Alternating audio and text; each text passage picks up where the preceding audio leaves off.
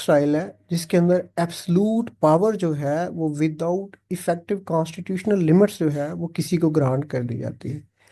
मसलन एक एक बंदा है जिसके पास मुकम्मल अख्तियारात हैं और उसको ये अख्तियारात किसी आईनी लम जो है वो तरमीम या करारदाद के नतीजे में नहीं मिले, बल्कि उसने उनके ऊपर गाबज़ाना कब्जा कर लिया है। तो वो अकेला बैठ के सारी इकोनॉमी के बारे में डिसाइड करता है। प्राइस क्या होगी, क्या पैदा किया जाएगा, किन के लिए पैदा किया जाएगा, कितनी क्वांटिटी में पैदा किया जाएगा, और ये सारा डिसीजन। यानी कि बजट में से जो पैसे जो हैं वो दिफा के ऊपर लगाने हैं या हेल्थ के ऊपर लगाने हैं। ठीक है। ये डिसीजन जो है वो डिक्टेटर करेगा, अकेला बंदा करेगा। ऐसे इकोनॉमिक सिस्टम को हम क्या कहते हैं? डिक्टेटरशिप कहते हैं। इसी तरह दूसरा इकोनॉमिक सिस्टम है जिसको हम कमांड या प्लान या कमांड या ऑर्गेनाइज इकोनॉमिक सिस्टम कहते हैं। ये ऐसा इकोनॉमिक सिस्टम है जिसके अंदर what to produce, how to produce, for home to produce, how much to produce, जो डिसीजन है ये गवर्नमेंट करती है।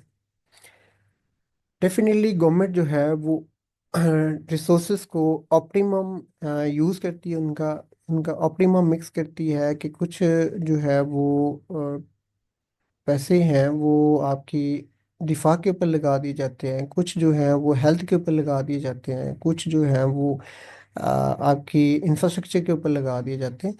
तो ये सारे के सारे जो डिसीजंस हैं जो गवर्नमेंट करती है, ऐसे इकोनॉमिक सिस्टम हम क्या कहते हैं? कमांड या प्लान्ड इकोनॉमी कहते हैं। लाजमी नहीं कि गवर्नमेंट करे, कोई सेंट्रली ऑर्गेनाइज्ड कमेटी भी जो है वो डिसीजंस कर सकती है, फिर भी हम इस सिस्टम को कमांड या प्लान्ड इकोनॉमिक सिस्टम कहेंगे।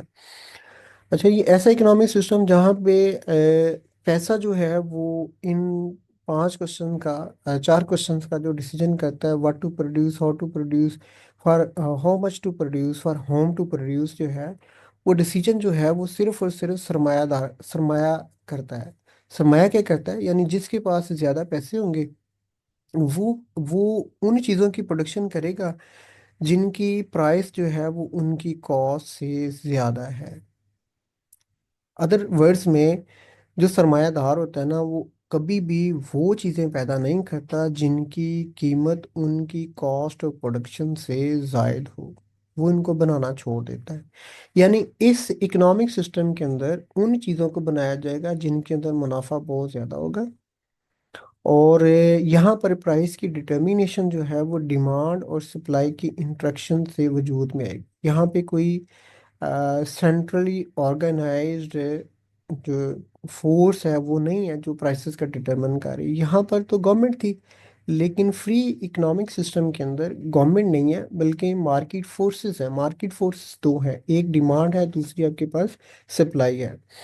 तो ये डिसाइड करती हैं कि क्या पैदा किया जाएगा। तो ये इनका डिसीजन कैसे होगा? जिसके पास ज़्यादा पैसे होंगे वो उन पैसों को उस कारोबार में लगाएगा जहां पर उसका प्रॉफिट जो है वो ज़्यादा होगा।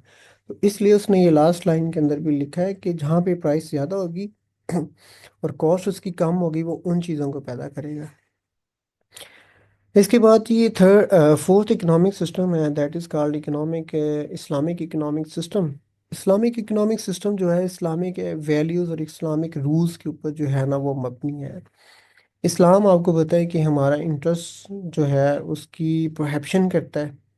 उसके अलावा दौलत के ज़ख़ीरे की ममानत करता है। इसके लिए इस्लाम के बेसिक जो प्रिंसिपल्स हैं ना, दैट इज़ ज़कात। और उसके अलावा दौलत की तकसीम का वरासती असूल जो है, ये इसकी वजह से जो है वो दौलत चंद एक हाथ के अंदर मुर्तकिस नहीं होती, बल्कि इसका फ़्लो होता है, जिसकी वजह से दौलत चंद एक लोगों के पास नहीं रहती। और ये जो आपका इस सिस्टम है, ये इंटरेस्ट फ्री इकोनॉमी की बात करता है, यानी ये सूद के खिलाफ है। ठीक है जी। ये तीन प्रिंसिपल्स हैं इस्लामिक इकोनॉमिक सिस्टम के। और अगर हम बात करें दुनिया के अंदर, इनका ना कम्बिनेशन पाया जाता है। किसी भी मुल्क के अंदर जो है ना वो सिंगल इकोनॉमिक सिस्टम नहीं पाया जाता है। अब मॉडर्न वर्ल्ड के अंदर ना, लाइक पाकिस्तान के अंदर भी मिक्स्ड इकोनॉमिक सिस्टम है। मिक्स इकोनॉमिक सिस्टम के अंदर कुछ रिसोर्सेज जो हैं वो पब्लिक के पास होते हैं और कुछ गवर्नमेंट के पास होते हैं। यानी कि ये एक ऐसा इकोनॉमिक सिस्टम है जिसके अंदर हम कैपिटलिस्टिक और प्लान्ड इकोनॉमिक सिस्टम का जो कम्बिनेशन होता है ना, कमांड और प्लान्ड इकोनॉमिक सिस्टम या कैपिटलिस्टिक इकोनॉमिक सिस्टम, इन दोनों का जो कम्बिनेशन होगा ना जी, वो आपके पास मिक्स इकोनॉमिक सिस्टम होगा। अच्छा जी, उसके बाद नेक्स्ट आपके पास आ जाता है जी circular flow of goods and income. इसके लिए मैंने एक डायग्राम आपके साथ है, वो मैं शेयर करता हूँ जी। सर्कुलर फ्लो ऑफ इनकम से क्या मुराद है? ये एक टू सेक्टर इकोनॉमी है जिसके अंदर दो आपके पार्टिसिपेंट्स हैं।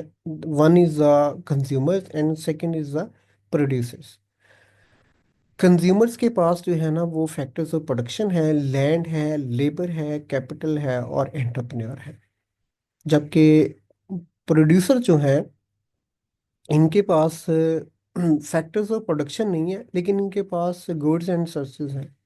क्या होता है जी, कि जो कंज्यूमर्स है ना वो लैंड, लेबर, कैपिटल और एंटरप्रेन्योर जो है, ये प्रोड्यूसर्स को देते हैं। और प्रोड्यूसर्स इनके बदले में फैक्टर्स ऑफ प्रोडक्शन का जो रिवार्ड होता है ना, जैसे मैंने आपको स्लाइड में पहले शेयर किया है कि लैंड का जो रिवार्ड है वो आपकी रेंट की सूरत में चले जाएगा।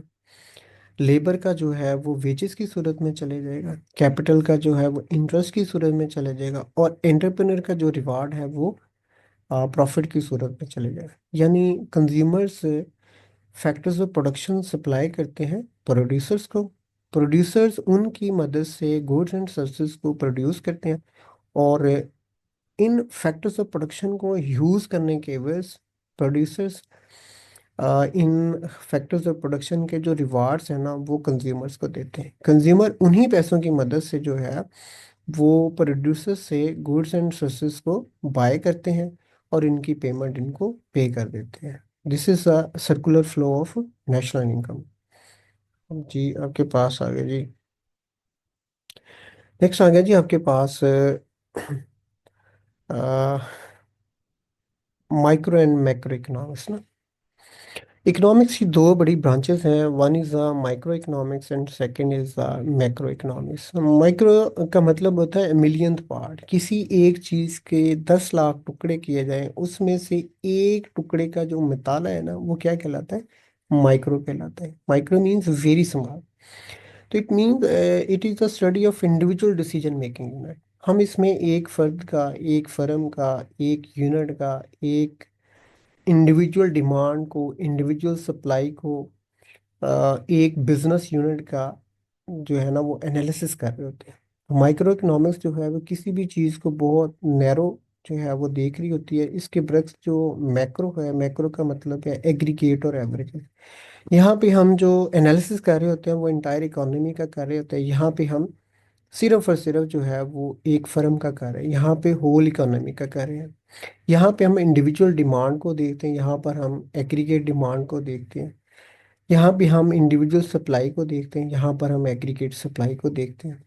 इसमें हम मुल्क के मसाइल को डिस्कस कर रहे होते हैं, इसमें हम एक फ़र्द के मसाइल को डिस्कस कर रहे होते हैं। यहाँ पर जो ब्रॉड प्रॉब्लम्स हैं वो एग्रीगेट प्रोडक्शन है, अनएम्प्लॉयमेंट है, इन्फ्लेशन है, बिजनेस साइकिल्स है। तो macro means sum total of economic activity. यानी माइक्रो जो है वो मैक्रो के अंदर फॉल करती है, जो मैक्रो इकोनॉमिक्स है वो स्कोप के अंदर ग्रेटर है।